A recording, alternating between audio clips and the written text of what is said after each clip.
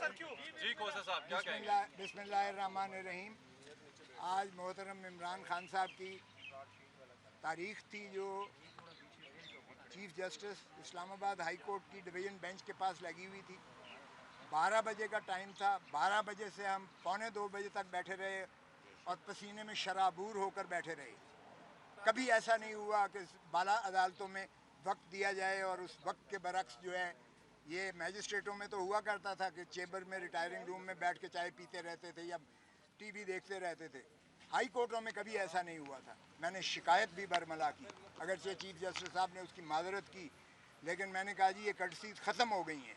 हम आपकी इज़्ज़त करते थे, आपको हमारा इज़्ज़त भी मलहूज़ होनी चाहिए। हम पसीने से शराबूर होकर जो है यहाँ 2 घंटे से बैठे हुए हैं और आपने जो है टाइम दे के अभी नहीं आए। और फिर मैंने उनको बताया कि खान साहब के साथ ये एडिशनल सेशन जज जेल में जा गया है इंस्पेक्शन करने के लिए और उसने लिखा है कि खान के कमरे के बाहर जो है वो लगा हुआ था कैमरा लगा हुआ था जो उनको नहाने की जगह और जो उनको इनखला की जगह थी वो खुली थी। यानी शर्मनाक जो है, शर्म आनी चाहिए इनको कि एक कोई भी हो, साबका वज़ीर आज़म हो या कोई भी प्रिजनर हो, क्या उसकी आप इस तरह से प्राइवेसी में कैमरे निकाल के उसको नहाता देखें या वो अपना इनखला के लिए जाए और आप उसकी जो है इस तरह से तस्वीरें कैमरे में देखते फिरें। ये आज तक नहीं होता दुनिया में, ये हो रहा है इमरान खान के साथ।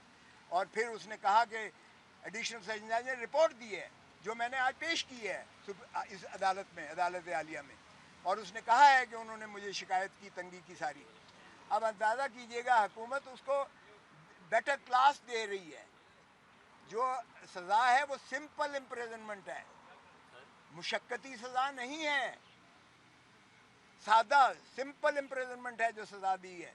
और ऊपर तो रहा ये कि उसको बेटर क्लास दी है इसलिए कि वो स्टेटस के मुताबिक देते हैं। वो साबका वज़ीर आज़म है और ऐसी जगह पे उसे रखा हुआ है अटक जेल में जो जानवरों लायक भी नहीं है जहाँ रखा जाए। तो ये जो है मैंने उसको दी है, बताई है उसको। और कल मैंने खान से मिलना भी है इसलिए कि उनकी तरफ से एक रिक्वेस्ट आई थी कि आप ज़रूर प्लीज़ मिलिएगा। तो मैंने आज उनको बताया है, जो चीफ साहब ने इजाज़त तो दी है। आज जब शुरुआत हुई बहस की तो वो वकील साहब आ गए एक मुदई की, पता नहीं उसके लिए कौन इंतज़ार कर रहा था। मुदई के वकील साहब वो हैं जो मेरे शागिर्द के शागिर्द हैं, जो वज़ीर कानून के, और माशाअल्लाह वो शुरू दिन से, पहले दिन से वो वकील हैं मुदई के, पहले दिन से इलेक्शन के वो सारे ट्रायल में मौजूद हैं और कहते हैं जी मुझे तैयारी के लिए वक्त चाहिए। तो जज साहब ने कहा भाई तुम तो खुद बीच में रहे हो, 2 हफ्ते चाहिए मुझे। मैंने कहा सुभान अल्लाह। जब हमने मुखालफत की तो कहता है 10 दिन दे। तो फिर मैंने कहा जनाब जज साहब बहुत औलिया, उस दिन जब मैंने पहले दिन आपको बहस की थी, आपने अपील समात के लिए मंजूर की थी, उसी दिन आपको मुअत्तल कर देनी चाहिए थी सज़ा, उसी दिन आपको सस्पेंड कर देनी चाहिए थी सज़ा। फिर भी आपने बावजूद नोटिस दिया शॉर्ट डेट के लिए, और वो तब इसलिए ना लग सका कि आप बवजह इलालत चीफ जस्टिस साहब बीमारी की वजह से अदालत नहीं कर पा रहे थे, जिस तसाहल होकर आज लगी थी। तो मैंने कहा जी ये तो नहीं हो सकता, इसलिए कि ये आप मेरी ज़िंदगी का हक मुझसे छीना लें, जो अल्लाह के हाथ दी हुई एक इनाम है इंसान को, और आइन में उसका तहफ़्फ़ुज़ किया गया है, आइन में उसका तहफ़्फ़ुज़ किया गया है। और ये हर दिन हर लम्हा जो मेरा गुजर रहा है ये मेरी ज़िंदगी से काट रहे हैं आप, जिसका किसी दुनिया में किसी शख्स को, किसी अदालत को अख्तियार नहीं है, क्योंकि ये बुनियादी हकूक़ से मुतसादिम है। और मैंने कहा जी ये देखें कि फसाद की सबसे बड़ी जड़, इस सारे गुनाह की जो एक शाखसाना है वो तो है इलेक्शन कमीशन ऑफ पाकिस्तान, जिसने ये फ़ैसला दिया कि इमरान खान जो है वो 62-63(1) में ये डिसक्वालीफाई हो गए हैं, ये नाअहल हो गए हैं, और आगे लिख दिया कि इनके ख़िलाफ़ जो है फौजदारी मुकदमा भी कायम किया जाए। अच्छा, अब अंदाज़ा करें कि वो ऑर्डर लाहौर हाई कोर्ट में चैलेंज हुआ और उसमें एडमिट हो गया है, और उसमें कहा गया कि कोई इसके ख़िलाफ़ कार्रवाई नहीं की जाएगी, कोई कार्रवाई नहीं की जाएगी इसके पादाश में। और देखें कितने खुले नंगे तौर पर उसका प्रोसिक्यूशन भी हुई और सज़ा भी होगी। और फिर मैंने कहा जी आप ज्यूरिसडिक्शनल इनकैपेसिटी है, उस अदालत को अख्तियार ही नहीं था एडिशनल सेशन जज को ये केस सुनने का, इसलिए कि सेक्शन 193 सीआरपीसी कहता है कि कोई सेशन कोर्ट बराह रास्त कोई केस नहीं सुन सकता, वो मैजिस्ट्रेट के पास जाता है, मैजिस्ट्रेट रेफरल करता है 193 में कोर्ट ऑफ सेशन अगर हो। और मैंने 2022 सुप्रीम कोर्ट मंथली रिव्यू का हवाला दिया एग्जैक्ट इसी नुक्ते पर उन्होंने सेशन के ऑर्डर को सेटिसाइड कर दिया, एग्जैक्ट इसी पर। तो फिर मैंने कहा जी ये तो सारा ट्रायल ही जो है गैर आईनी है और ये इसकी सज़ा जो है वो कलअदम है और ये नॉन एस्ट है। फिर मैंने कहा जी दूसरी बात ये है कि ये कंप्लेंट जो मुद्दई किया गया है, डिस्ट्रिक्ट इलेक्शन ऑफिसर वो कर ही नहीं था सकता कंप्लेंट जो है ये इलेक्शन एक्ट के तहत, क्योंकि उसमें election commission of Pakistan complaint कर सकती है या इलेक्शन कमीशन ऑफ पाकिस्तान किसी को डेलीगेट कर सकती है। यहाँ सेक्रेटरी इलेक्शन कमीशन नहीं है, सेक्रेटरी वो एक मुलाजिम होता है, वो कंप्लेंट जो है कर रहा है, वो कैसे कर सकता है? ना उसको कोई डेलीगेशन है, सेक्रेटरी जो है वो डिस्ट्रिक्ट इलेक्शन ऑफिसर को दे रहा है और डिस्ट्रिक्ट इलेक्शन ऑफिसर जो है कंप्लेंट कर रहा है। तो ये कंप्लेंट ही जो है इनकॉम्पिटेंट है, ये नाकाबिल है, ये एक रद्दी का कागज़ का टुकड़ा है जिस पर कोई कार्रवाई नहीं हो सकती थी।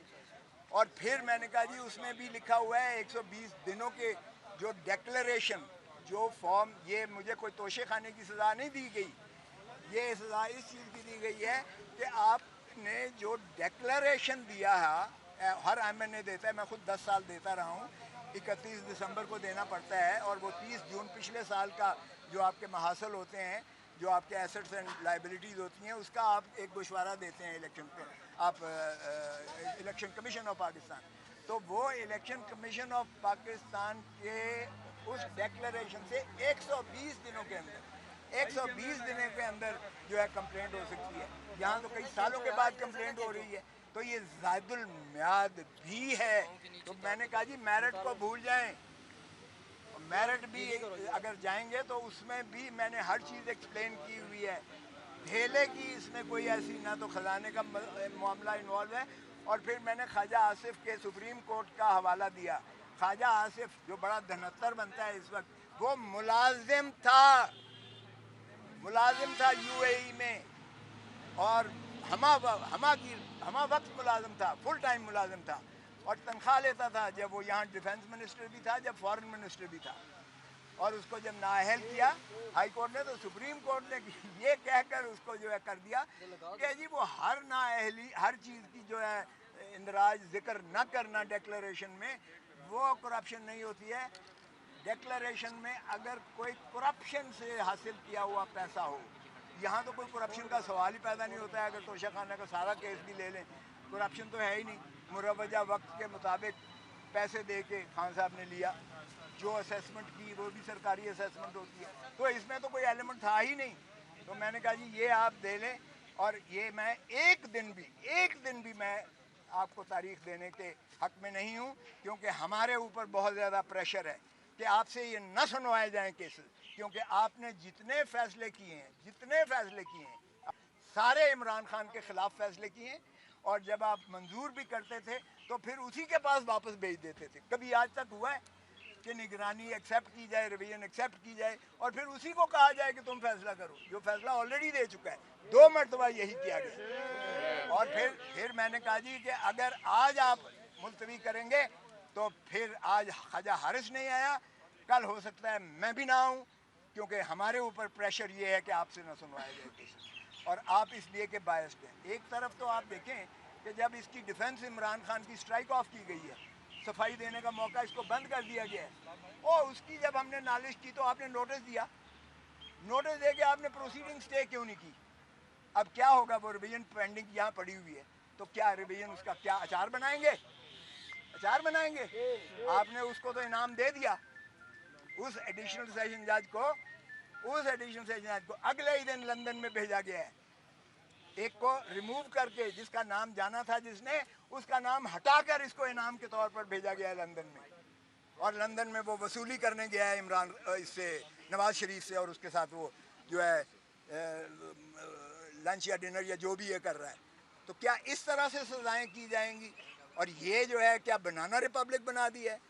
तो मैंने कहा कि जी आज से हमारा फिर जो है, हम भी फिर जो चीज़ें नहीं कहना चाहते थे हम अदालत की तकरीम में, अदालत की ताज़ीम में, इस तकद्दस, इस इदारे के तकद्दस के तौर पर, ताकि दुनिया तमाशा ना देखे, फिर सॉरी हमारे ऊपर प्रेशर जो है क्लाइंट्स का भी होता है।